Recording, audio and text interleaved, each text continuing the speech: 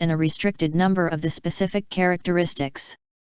They are the exploits of the first two vehicles, the Sravakas and the Pratyekabuddhas. It is wrong that they are sometimes called omniscient. The proof of this is that the wisest of them are unable to answer all the difficult questions they were asked. Buddha, Arhat, and Pratyekabuddha have access to their respective omnisciences or bodhis by using the paths or vehicles of their choice. Each having attained their final goal, they no longer use the knowledge of the paths or the knowledge of the aspect of the paths. Indeed, they say, the path already practiced by me is no longer to be practiced. Cf. above, p. 9f. This is not the case for the bodhisattvas who, from their first Cittopada until their arrival at Buddhahood, are in the course of their career. The path or the paths that they have to travel, particularly the Bodhipakshikadharmas, the Paramithas, the Balas, the Vaisaradyas, etc., include all the good dharmas. They know them by practicing them, and this experimental science finally ends up in the perfect enlightenment which is that of the Buddhas. Sastra. I. Difference between omniscience and the knowledge of all the aspects. Question. What are the differences between Sarvajnata knowledge of everything and sarvakarajnata knowledge of all the aspects? Answer. Some say there is no difference and that either Sarvajnata or sarvakarajnata is said. 9a.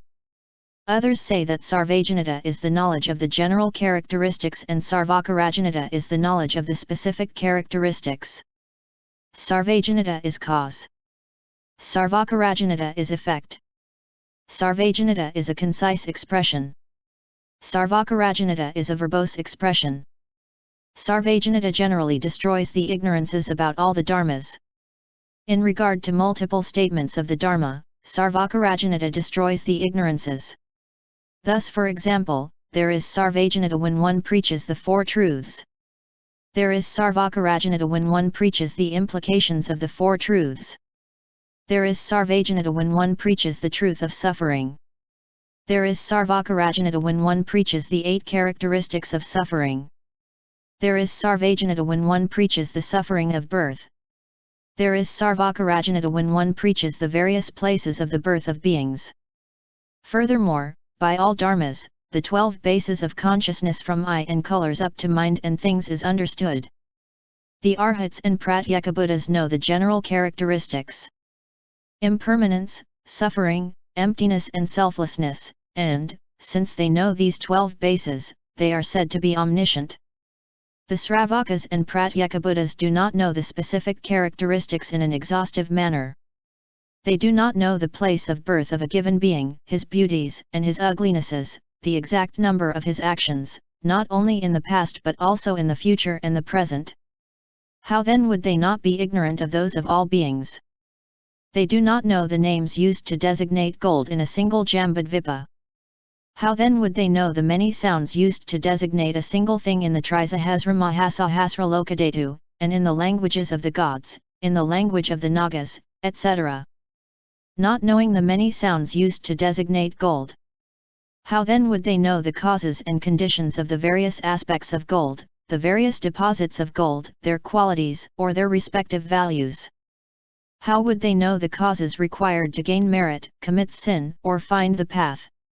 Not being able to cognize things that are so obvious, how then would they cognize the minds and mental events, such as the trances, absorptions, wisdom, and the other invisible dharmas? The Buddha, on the other hand, cognizes the general characteristics and the specific characteristics of all the dharmas in an exhaustive manner. This is why he is called knower of all the aspects. Finally, in a later chapter of the Prajnaparamita Sutra, the Buddha himself says, omniscience is the concern of Sravakas and Pratyekabuddhas. Knowledge of the paths is the concern of bodhisattvas. Knowledge of all the aspects is the concern of the Buddhas. The Sravakas and Pratyekabuddhas have general omniscience only and do not have the knowledge of all the aspects. Moreover, although they have a partial knowledge of specific characteristics, Sravakas and Pratyekabuddhas do not know them fully. It is because of their knowledge of the general characteristics that they are called omniscient. In the Buddhas, Sarvajnata and Sarvakarajnata are real knowledges, whereas in the Sravakas and Pratyekabuddhas they are just the name. Their omniscience is like a lamp drawn on the wall. It has the name only of a lamp but does not fulfill the function of a lamp. So it is for the Sravakas and Pratyekabuddhas. When objections are put to them, often they are unable to reply and cannot cut through doubts. Thus, when the Buddha questioned Sariputra 3 times, the latter was unable to answer. If he had had real omniscience, why did 9b he not reply? It is because he had only the name of omniscient, as he did not surpass ordinary people, but he did not have true omniscience. Thus the Buddha alone has true omniscience and knowledge of all the aspects. He has innumerable epithets of this kind. Sometimes he is called Sarvajnata and sometimes sarvakarajnata. In summary, this sets forth Sarvajnata, sarvakarajnata and their many differences. 2. Knowledge of the paths leading to omniscience. Question. The Prajnaparamita Sutra has said that by practicing certain dharmas such as the 6 perfections, the 37 auxiliaries of enlightenment, the 10 powers, the 4 fearlessnesses, etc., omniscience is obtained. Why does it say here that it is only by using the knowledge of the aspect of the paths that the bodhisattva obtains omniscience? Answer. The 6 perfections, etc., of which you speak are precisely the path. By knowing these paths, by practicing these paths, the bodhisattva obtains omniscience.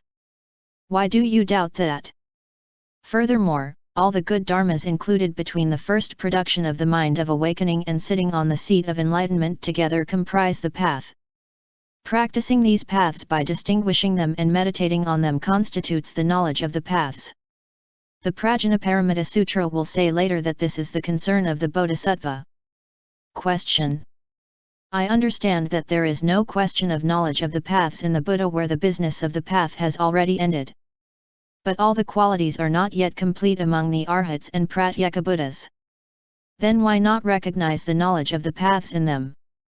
Answer. The Arhats and Pratyekabuddhas have also completed the practice of their own paths. This is why for them there is no question of knowledge of the paths, for the nature of the path is practice. Furthermore, the sutra in question speaks of the Sravakas and the Pratyekabuddhas, and the path of the Sravakas does not consist of 3 vehicles. This is why knowledge of the paths is not their concern. Being great, the path of the Buddhas and that of the Bodhisattvas includes the knowledge of the paths. Those of the Sravakas and the Pratyekabuddhas, being small, does not include it. Finally, the Bodhisattva Mahasattva himself practices the paths and also teaches beings the paths for each of them to practice. This is why the Prajnaparamita Sutra says here that by practicing the knowledge of the paths the Bodhisattva obtains omniscience. 3. Dharmas known by omniscience. Question. What are all these dharmas cognized by omniscience? Answer.